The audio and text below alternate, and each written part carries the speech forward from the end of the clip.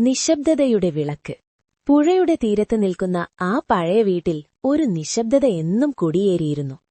ചുവരുകളിലെ വിള്ളലുകളും മേൽക്കൂരയിലെ ചോർച്ചയും ആ വീടിന്റെ പ്രായം പറഞ്ഞുതരും.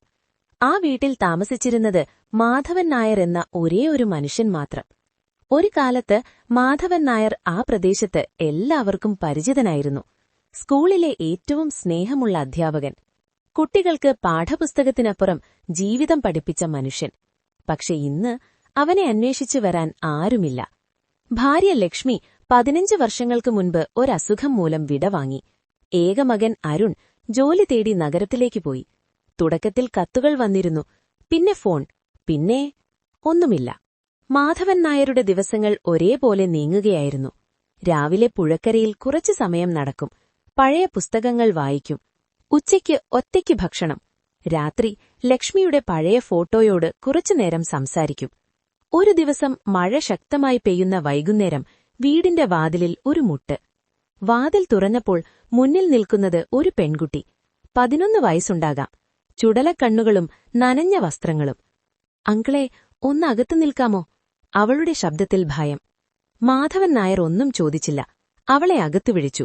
ചൂടുള്ള ചായ കൊടുത്തു. അവൾ പറഞ്ഞു, പേര് മീനു.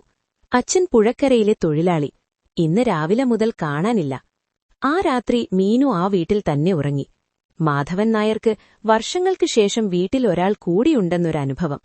നിശബ്ദതയ്ക്ക് ശബ്ദം കിട്ടിയപോലെ. അടുത്ത ദിവസം നാട്ടുകാർ ചേർന്ന് തിരച്ചിൽ നടത്തി. മീനുവിന്റെ അച്ഛനെ കണ്ടെത്തി. കാലൊടിഞ്ഞ നിലയിൽ പുഴക്കരയിൽ വീണു കിടക്കുകയായിരുന്നു. ചികിത്സയ്ക്ക് സഹായിച്ചത് മാധവൻ നായർ തന്നെ. അന്നുമുതൽ മീനു പലപ്പോഴും ആ വീട്ടിലേക്ക് വരാൻ തുടങ്ങി. അവൻ അവൾക്ക് പുസ്തകങ്ങൾ വായിച്ചുകൊടുക്കും, എഴുതാനും പഠിപ്പിക്കും. മീനുവിന് മാധവൻ നായർ ഒരച്ഛനായി. വർഷങ്ങൾ കഴിഞ്ഞു. മീനു നല്ലൊരു വിദ്യാർത്ഥിനിയായി.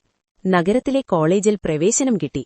പോകുന്നതിനു മുൻപ് അവൾ പറഞ്ഞു, അങ്കിളെ, ഞാൻ എവിടെയായാലും നിങ്ങൾ എന്റെ കുടുംബമാണ്. അവൾ പോയ ശേഷം വീണ്ടും നിശബ്ദത.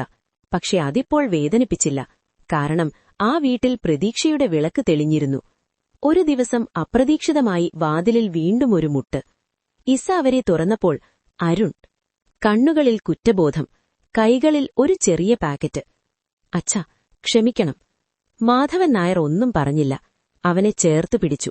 കണ്ണുനീർ മാത്രം സംസാരിച്ചു. വീടിന്റെ മുറ്റത്ത് വീണ്ടും ശബ്ദങ്ങൾ നിറഞ്ഞു. ചിരികൾ, സംസാരങ്ങൾ, ജീവിതം. നിശബ്ദത ഒരിക്കൽ അവനെ തകർത്തു. പക്ഷെ സ്നേഹം വീണ്ടും അവനെ ജീവിക്കാൻ പഠിപ്പിച്ചു.